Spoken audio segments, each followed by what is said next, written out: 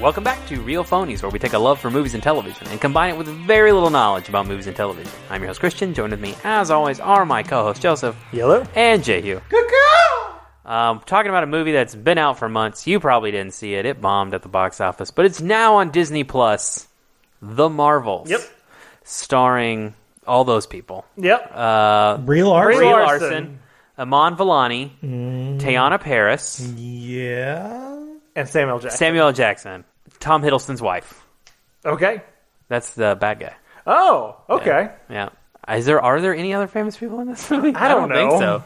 Maybe that guy from the Singing Planet in Korea. Right. Yeah. He wasn't famous to me. Yeah, he's like a K-pop star. Right. Some kind of somewhat timey-wimey event happens, and the three people with light-based powers, I'm using quotations there, Miss Marvel, Captain Marvel, and Photon, though not called that in the movie, Monica Rambeau, all begin to switch places whenever they use their powers, and they have to figure out how to put it to an end while, I don't remember the bad guy's name. Yep. Dar-Benn. Sure.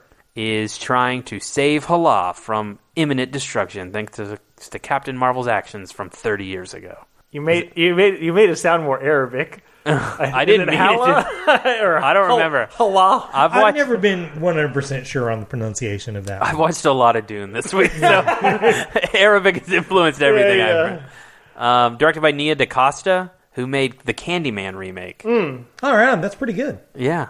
What do we think of this movie, y'all? This was the longest fucking movie I've ever seen. That's not true. It's the longest short movie I've seen since fucking Cocaine Bear. I watched it today, and I kept pausing it, and it kept telling me there was 40 minutes left, and then I unpaused it, and I'd watch what I was sure was at least 20 minutes of it, and then it would say I had 39 minutes left. Yeah. And that was how I felt about this fucking movie.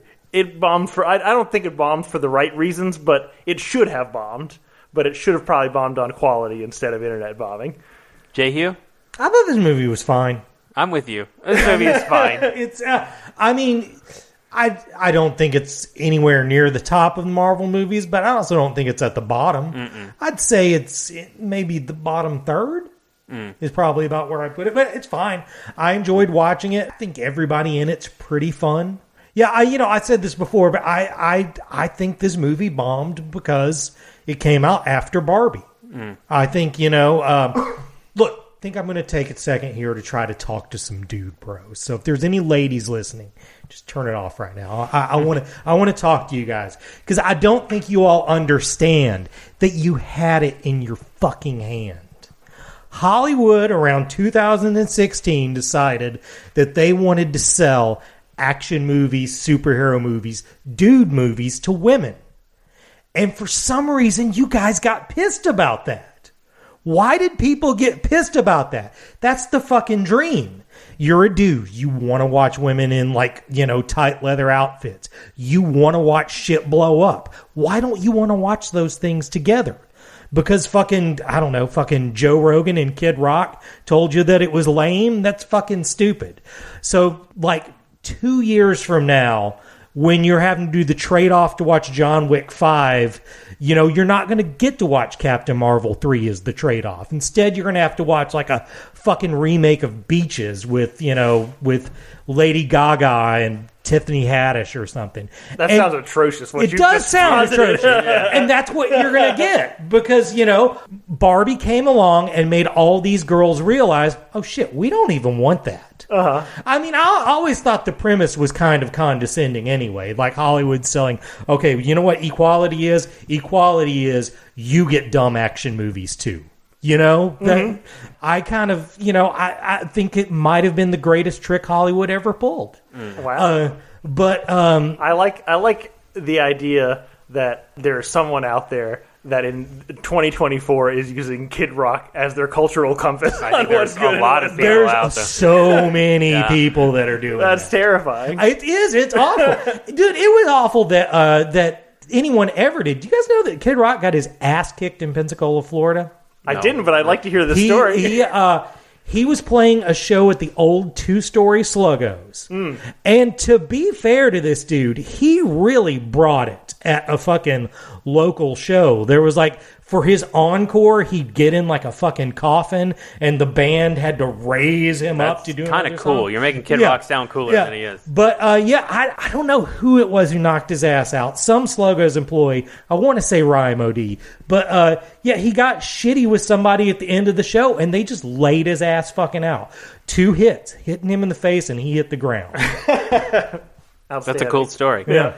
I think this movie is fine. I think I'd probably put it on par with like the Ant-Man movies. I enjoyed it more than I enjoyed Captain Marvel 1, mostly because I just think Iman Vellani as Miss Marvel she's at least charming and fun to be on screen. I liked the runtime. It didn't feel long to me. I appreciated that it was like look, an hour 40. In theory, I love 141. Yeah. That's a great time. It didn't feel busy. The problem that I have with this movie is that it's just nothing. Like the villain is incredibly forgettable. The movie is just riding off the chemistry of those three, and they have good chemistry. Like that's fine, but like content-wise, there's not enough there. The one thing that I think I really connected with, and I wonder, this is my theory, that you hated so much that Jehu might have found it fine.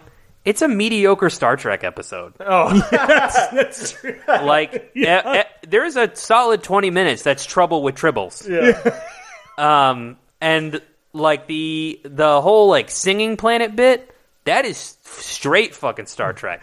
Well, I never thought of that, but that's great. I don't know if they ever did this on Star Trek, but 100% having something happen where 3 characters keep switching places and having to solve problems like that is such a Star Trek. Very Star Yes. Trek, yeah. It's just an hour and a half Star Trek episode. And I don't know that that's enough to justify a movie, which I've talked about. What is it? Star Trek Beyond, the third one? Yeah. Like, I like that one because it is a Star Trek episode, right? But it feels like it has really big stakes. Right. This doesn't have any stakes. And I think that's where, like, the difference is. Where they both might feel like long Star Trek episodes. That one had, like, emotional moments and stakes, and this one's just 3 chicks having fun through space. And that's fine. Like, that movie deserves to exist. Right.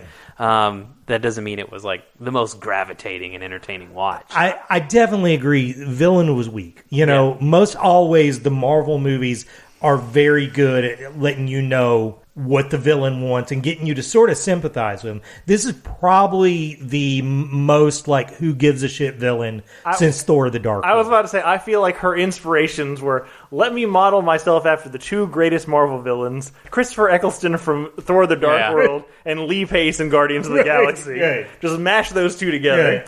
I mean, it is exactly that, actually, because it's, she's carrying on the legacy of one, and then the motivation is the exact same. My people need a place to live. Yep. Right. That's a good point, Joseph. Yeah. Christopher Eccleston is pretty fun in Thor: The Dark World. That movie's terrible, but he's hamming it up. Oh, no, he's fine. It just, he does the best what they give him to work with. Alan Taylor. I couldn't think of it last week or 2 weeks ago, whatever the fuck I'm talking about. That's who directed Thor: The Dark World. Yeah, no, I think the thing I didn't like about this movie is it commits the greatest cardinal sin of just being nothing. It's just boring. It's not fun in a good way. It's also not fun in a bad way. It's just time out of my life. Right. Yeah. You say it's 3 girls having fun in space. I think it's 1 girl having fun in space, and Brie Larson and Teyonah Parris.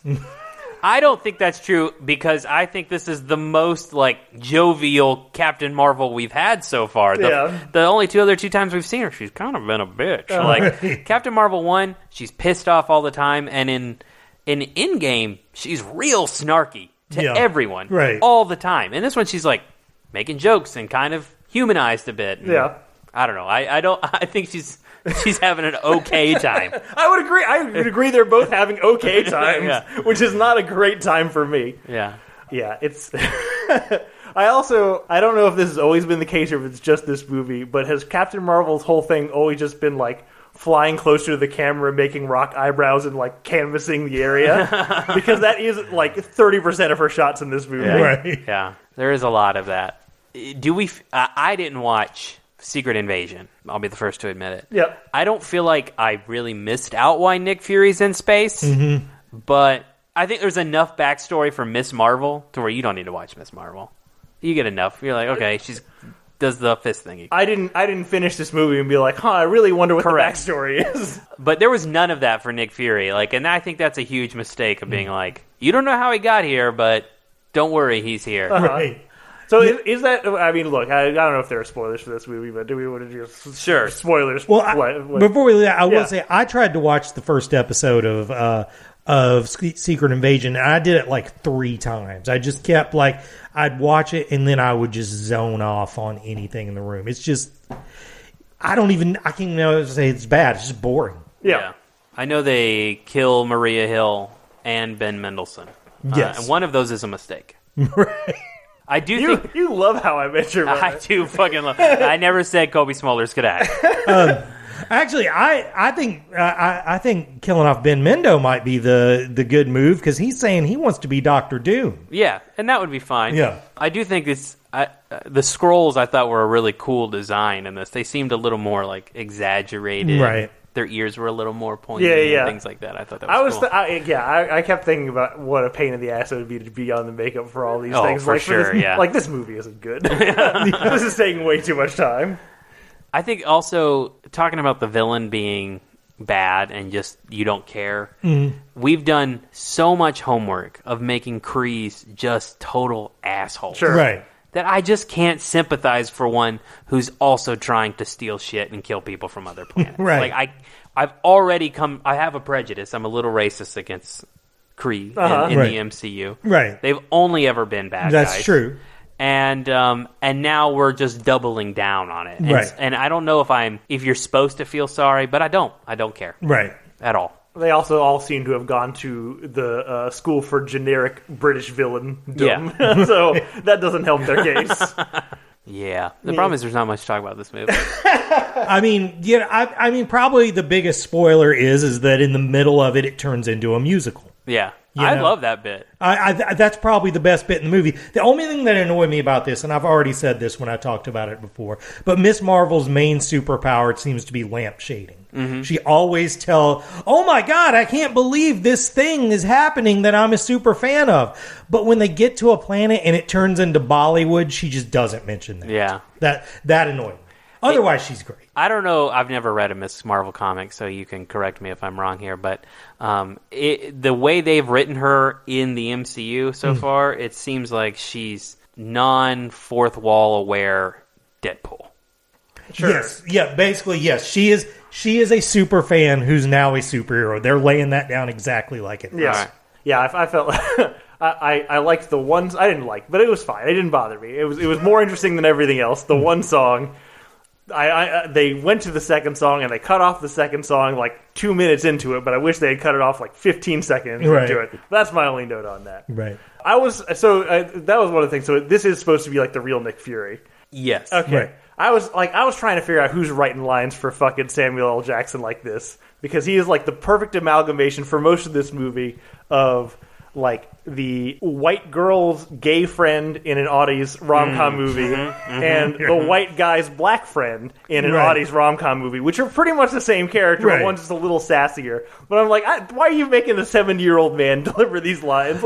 He's cooler than this. I mean, this is the first time I ever did feel like Samuel L. Jackson was an old man who wasn't quite with it. He didn't feel cool in this movie. I don't think the lines were doing him any favor. I mean, I don't, but I also think that Samuel L. Jackson, 5 years ago would have been like, hey, this shit's lame. Maybe, some new shit. Yeah, that is an interesting point. And he is, his whole character is kind of pointless in this movie. Yeah. He was in the first Captain Marvel movie, so we feel like we have to. Right, that's include him. exactly why he's back. Yeah. I love just thinking about the fact that he got to be a Jedi Master with a purple lightsaber just because he asked to be. It's this would be pretty cool, and George Lucas is okay. Which is funny because that Tron picture you sent the other day where he has the triangle, Jared Leto has a triangle identity disc. I'm pretty sure that's also, he was like, well, I want my identity disc to be different. And I fucking hate him for that. It enraged me. I was the first thing I saw, I was like, why the fuck is it a triangle? Is that a double standard? Yes, it is. No, I'll say it's a little racist. I prefer the black guy getting his way rather than the white guy. Yeah, I think Samuel L. Jackson, one, he loves a paycheck. He wants to be the highest paid actor of all time when he dies. But two, and I don't think it's necessarily like that he's above these things. Like, I don't think he looks down on it. I mean, the guy would make a Mace Windu Disney Plus show tomorrow. He doesn't give a shit how bad the writing is. Right. But to the point you made, he might just be too old for it now. Like, he might just be past the opportunity to do it. Right. I mean, what else? Beast? I mean, look, fucking Beast. Fuck it, I hate this fucking movie. You didn't like that bit? No, it's fucking stupid. Also, the CGI is fucking terrible. Not that like matters that much, but also like I don't know, the whole thing just irritates. I think the design is good, and I was already in a bad mood by the time I got to that point. It's not that scene's fault. I'm about to remake an enemy out of Sarah Gaucher. We bonded a few weeks ago over our disdain of rich people. Right. But I'm getting back on her bad side because I've never been a fan of Goose. I am anti-Goose as a concept. Well, then you probably really hated this one with a million CGI cats. I feel like it's such a hack. It's such a hack trick to throw into your movie. To be like, I don't think that my movie is good enough. What if we have like a window in window where we just have puppy videos and veterans coming back home so you don't pay attention to the fucking actual shit that's happening on screen? That's pretty much what fucking Goose is, I think. But he's cute and also it's surprising because he can kill people and that's funny. I don't know. It sucks to me. I think it's just super cheap. I feel like, though, you just explained Star Wars. Yeah, you're not wrong. You know, like, I mean, I'm not trying to make a fight for Goose here, though I do enjoy Goose. But, I mean, that's what Star Wars is. You've got serious action, and then you've got cute animals and robots for comic relief. Yeah. I'm not a big Goose guy because I hate cats. But the whole mechanic of the only way to escape is to let this thing eat you, I thought was funny. Well, can I say, like, so the moment I realized that, like, I hate this the thing. baby Flurkins are going to be the fucking plot device to do whatever the fuck we're doing here. I was, like, angry. I'm, like, arms crossed on the couch. This shit is dumb as fuck. I hate it so much. And then it actually happened, and it was pretty fucking fun. Yeah, all the people running away screaming. It's my favorite part of the movie. Set to cats. Yeah. Set to memory, right? Like, the fucking bit where the escape pod gets launched and all the kittens go into zero G. It's good shit. You know what? I'm as cynical as I could get getting into that scene, but I still really enjoyed it. Yeah, that shit's funny. It's 3 minutes in an hour and a half movie, but I mean, I also think that scene would be really fun in a sold-out theater, and there wasn't any of Yeah, this. yeah, definitely. Yeah, that's true too. You know what? That scene does seem like something that would happen, and like to me, it captures like kind of the spirit of Guardians of the Galaxy. Yeah, totally. Yeah. Like right down to the song. You know? Yeah. I actually talking about that was thinking while watching this movie. The thing that should have happened was Marvel should have made James Gunn in charge of the cosmic. There should be more cosmic stories in the MCU, and they need one voice for those stories. Totally. Like Ragnarok and kind of tries to do it a little bit. Love and Thunder completely fails at it. And this movie, again, there are moments, there are glimpses. I think the Singing Planet is a good example. Right. The Flurkins is a good example. But a lot of it is just it misses the mark. It doesn't hit what Guardians does. But they need that unanimous voice across. Yeah. And they don't have it anymore. They don't. This is whatever this voice was is not it. I would still put this movie above Quantumania and Love and Thunder of like the recent batch of Marvel movies. I think I'd rather watch Love and Thunder. But fuck you. I don't know. That makes me so mad. I can tell you I would rather watch Madam Web twice than rewatch this movie. Yeah, at least it went by. Yeah, your big complaint is that it's nothing. Yeah. At least Madam Web it's terrible. Yeah. But it's something. Yeah. I don't have anything else. No, I don't have that. I think we've done enough on this one. You have anything else? Or? Well, I mean, I don't know. What do you think comes of the Beast alternate universe cameo? Is that just set up for Deadpool, or is that set up for there won't be Secret Captain Wars? Marvel 3 for sure. Yeah, no, that's for sure. I mean, we've not seen the last of this character. No, but there won't be a solo movie. Right. I think it's Secret Wars. Yeah, I think so too. I think it's going to be worlds colliding. Yeah. Various universes fighting each other. That's how she comes back in our universe. Yeah. Again, this was one. I can't remember the last time this happened to me watching one of these movies, but it made me have like a deep inner reflection on like, is all of this stupid? Am I stupid for liking any of this? during and the Beast scene was one of those scenes that made me question those things. I mean, definitely, it does feel like the end credit scene used to be exciting, and now it's just what you got to do. Yeah. Well, You know? I think also they've just become one thing. Yeah. Like, this is the same thing as Hercules popping up at the end of Right. fucking Love and Thunder, and like, if there's nothing exciting to say, don't say it. And also, correct me if I'm wrong on this, but since Endgame, we've seen payoff on 0 of these. None of them. Yeah. You know? I guess you can make an argument they're all just building the Secret Wars, but Right. yeah, it's. I was fine with it. It didn't upset me like it did you. I mean, the thing I liked about it the most is that Kelsey Grammer has been desperate to play Beast again. So, I mean, I'm glad he got to do that. Yeah, he's the perfect voice for it. Yeah. And I think it's a good design. I wish they would have spent a few more hours on it. Yeah. But I like the look, but we'll see. I don't like, what is, gosh, her name? She was in 007. She plays Monica's mom. Yeah. What is her name? I can't remember. I don't think she's a very good actress. Yeah. I wasn't excited to see her pop up. Yeah. Yeah, I mean, again, it just muddies up the water. Why do you need 2 of a character that you're still trying to sell one of? You know? I was Yeah, about to yeah. say, and not doing a great job of Right. it, Yeah. in my opinion. And that's a character I'm a mark for. I'm a mark Yeah, for it's like, well, Grandma. yeah. Yes. Anyway, that's the Marvels. It's on Disney Plus for free, but it's still up to you if it's worth it. After what I said earlier, I would say if you have like a 12-year-old girl, she will probably love this movie. Yeah. Oh, we didn't talk about the other thing, setting up Secret Young Avengers. Oh yeah. Oh, yeah, that's right. Sure. I haven't watched this for like 3 months. But yeah, I mean, that's fine. I want Young Avengers to happen. I like both of those people. Yeah, kind of. that's the biggest selling Yeah. point. They're both fun. They're both fun. They're Yeah. both some of the most fun people in the current Marvel universe. Yeah. So Give me more of those. yeah, sure. That's the Marvels. It's Transformers. Yeah, it's worse than Transformers for me. It's definitely shorter. It is shorter than Transformers. I'll give it better But than it Transformers. felt I longer. had an okay time when I Dude, watched 0 it. for 3. No agreements there. Yeah. But that's it for that. What have we been watching the last week or so, guys? Listen, it's not going to come as a shocker to anyone, but I watched Dune again. Right? In fact, I watched it twice. And once was for research, once was for myself to be prepared for Dune Part 2. Right. And once was because after I finished it, I was like, God, this movie's so good. Right. And I just watched it again. Right. My wife walked in, she's like, are you watching Dune again? And I was like, yes, I am. That's what I'm doing tonight. I'm watching it 2 days in a row. And I'm going to talk about it, but I'm going to talk about something I haven't talked about. In fact, I'm going to rag on it a little bit this boy. time, which I've never done. And it's not so much the movie itself, but on Denny's version of Dune. Okay. So to accurately say my opinion, I have to give a little backstory, which is when you look at like what Frank Herbert was trying to do with Dune, right? Like one of the central concepts is like humanity was born, human civilization first pops up like 8 to 10,000 years ago. And so what will humanity look like 8 to 10,000 years from now? This isn't like Star Wars where it's just a different group of people. This is us Right. in the future, Right. right? And how is humanity going to be different between here and now? Like, conceptually, you're closer to the building of the pyramids than you are to Paul Atreides. Right. And how fucking different is it going to be? And like, one is we're intergalactic. We've colonized the cosmos, but we don't trust computers and intelligence anymore.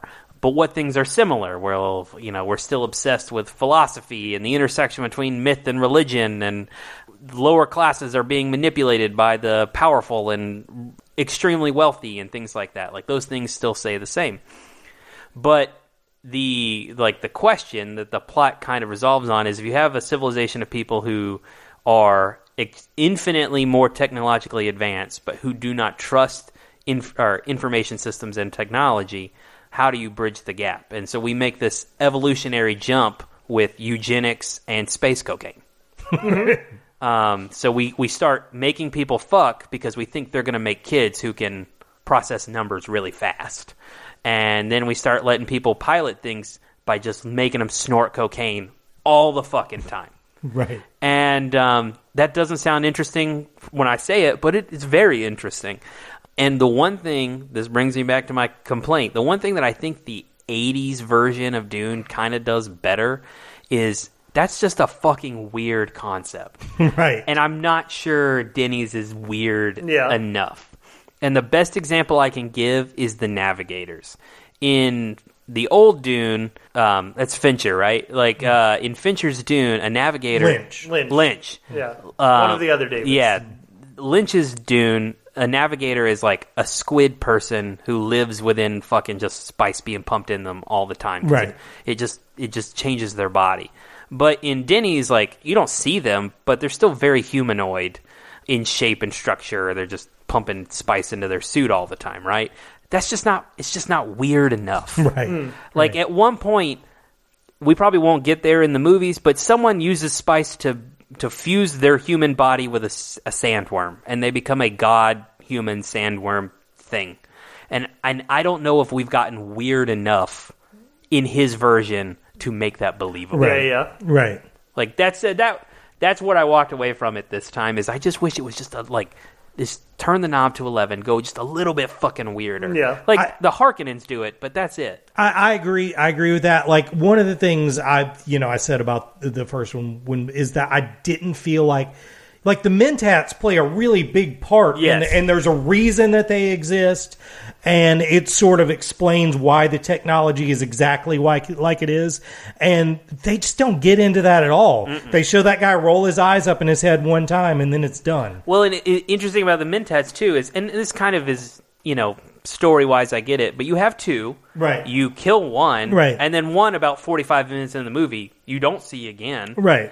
And there's no explanation what the fuck they're doing. Right. There's no one to be like, that's a Mentat. He's got a computer brain and shit like that. That. Right. No one talks about Paul is also a Mentat. Right. That never came up. That, if you'll remember when we talked about that, because that was his big freak out in the tent. Is he realized, oh shit, I'm both a Bene Gesserit and a Mentat. I'm a freak. Yeah. What the fuck did you do to me? Right. But he doesn't say what is wrong. At that point, you just think it's the Bene Gesserit. Right. Like he only makes the accusation. He only says, you Bene Gesserit witch or whatever. Like, right.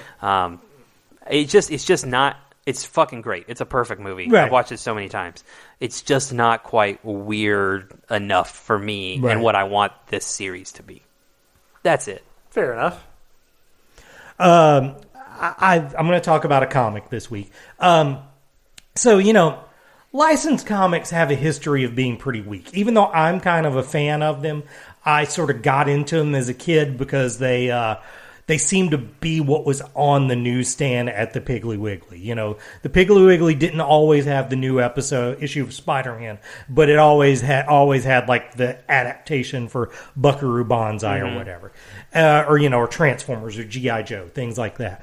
But licensed comics are usually. They can be kind of boring because they can't really do anything with them. You can't change James Bond in a James Bond comic because he doesn't belong to you. He belongs to the movies and the books. So there's a new Transformers comic by this artist named Daniel Warren Johnson, who I just love. He did a comic book a few years ago about the Thor supporting character Beta Ray Bill that I loved, and he did a comic book about professional wrestling called Do a Powerbomb that I just adore. In it, this wrestling tag team wrestles God. It's a super fun comic. So the next thing he was doing was Transformers, and I was like, that's weird because this guy is sort of like an auteur. He's sort of guy who can completely make comics himself. So I bought the first issue when it came out, which was 5 months ago, and it just fucking blew me away. It's so goddamn good. He conveys better than any other format has how just insane it would be for a semi truck to run into a 30-foot robot. It just looks so cool. He writes such a great Optimus Prime. There's a scene in the second issue that looks like it's going to be played for laughs, which is Optimus Prime is chasing Starscream and he steps on a deer. But then he goes back and sees what he did, and it makes him realize that life on this planet is fragile, and even in trying to protect them, he has to be careful. It's the real Optimus Prime. It's not the murder guy from the Bay movies. It's the guy you want him to be. Also, the artist fandom of professional wrestling really comes in here. There's a lot of giant robots doing suplexes on each other, and it's pretty fucking That great. sounds pretty good. So we're up to issue 5 on it now. One more issue in the arc, and I've just loved every issue more than the one before. I guess why I'm so surprised by this is that, again, it's a licensed comic. It's about Transformers. And I should say Image Comics just got the Transformers and G.I. Joe license, and they're basically trying to do the same thing that Rise of the Beast tried to set up, whereas they're trying to make G.I. Joe and Transformers one thing that sort of...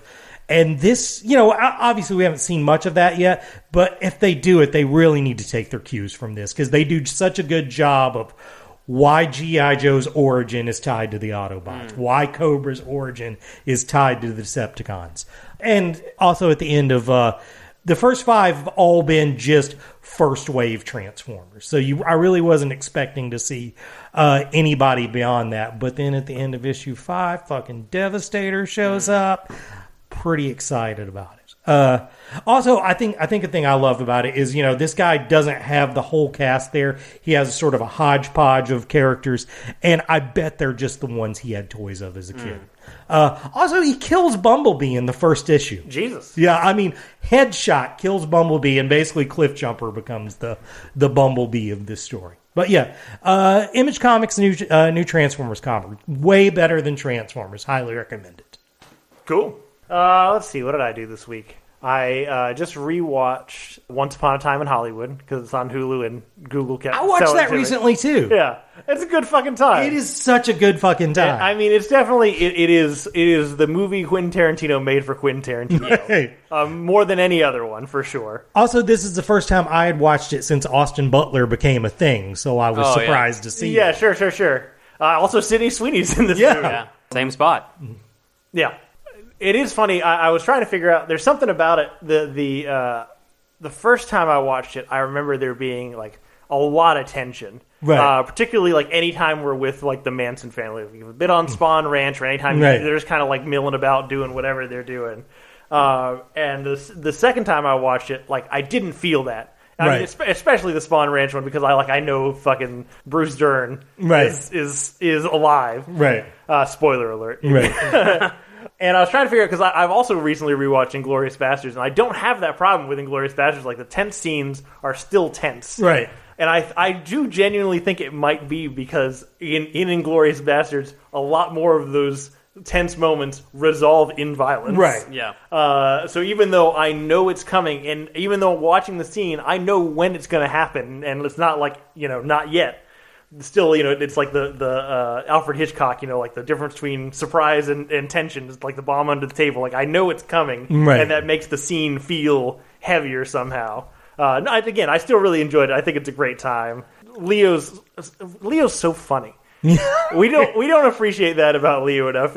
Probably his best 2 roles are fucking Wolf of Wall Street and this. Yeah. Mm-hmm. Well, I will say, I think one of the reasons why there's also no tension the second time you watch it is at that point there's no way to just even conceive that Brad Pitt would ever be in danger. Yeah. He's just too cool to ever be in danger. And yeah, Leo's just so fucking great. The freak out he has when he's acting, I just fucking love It's that. the best. Anyway, better than Transformers. Easy watch on Hulu. The other thing that I'll talk about is not that I need to get Christian into any other actual play D&D things, but if you'll remember a long time ago when Critical Role was on a break for COVID, I think, I dove into the Adventure Zone, which got me onto My Brother and Me, which I am now a religious listener of. The first first campaign of the Adventure Zone is their most famous one, that's called Balance. It's excellent. And they've had many more campaigns since then. I have attempted to listen to a couple, haven't gotten into them. It never quite recaptures the same magic. But they recently started a new campaign that's called Adventure Zone versus Dracula. And it's just, they play 3 characters that are going to kill Dracula, and it's a fanciful kind of gothic monster like their version of Strahd. Yeah, sort of thing. but it's very fun. My favorite thing about that show is, so my brother, and me is the three brothers, and they're not necessarily like comedians per se, but they're like, they have drama degrees. They're all funny. They're performers. That's like their thing. They come on that show and they're all performing, and they come on this show and they're all performing. But they also do this show. It's the three brothers and their dad. And their dad is just a dad. And that's my favorite fucking thing about it, is because, not that I imagine he's a dad that's more willing than most, because I can't imagine getting my dad to sit down to do this kind of thing. But, everybody else at the table is like, kind of like in it. Right. And like, trying to move a story along, and kind of like, the dungeon master's throwing hints at the players, and the players are trying to work those hints and like figure out what the story is, and the dad is just doing fucking anything that comes through his mind at any moment, and it's incredible. It's the best thing. I love it so much. Also, Griffin, who's the brother who DMs, writes all the music, and the music for this one slaps. So anyway, Adventure Zone versus Dracula, better than Transformers. Good deal. Yeah. Well, I don't know what to say for next week, because I don't know what order these things are going to come out. But next week, something. Maybe Dune, maybe we already did that. If we did that, something else. Yep. Well, thank you, everybody, for listening. Please rate and subscribe. Tell your friends about the podcast. If you want to get in touch with us, you can reach out. Real Phone. We haven't got an email in a while, guys. Tell us what's going on. Email us. I know. I don't care what it is. Tell Joseph he's really sexist for hating the Marvels. That's fine. You can reach us at realphonies@gmail.com. You can also follow us on Facebook and Twitter at realphonies, on Instagram, real_phonies. Thanks to Zach Evans for art and Brian Velasquez for our theme. We'll see you guys later.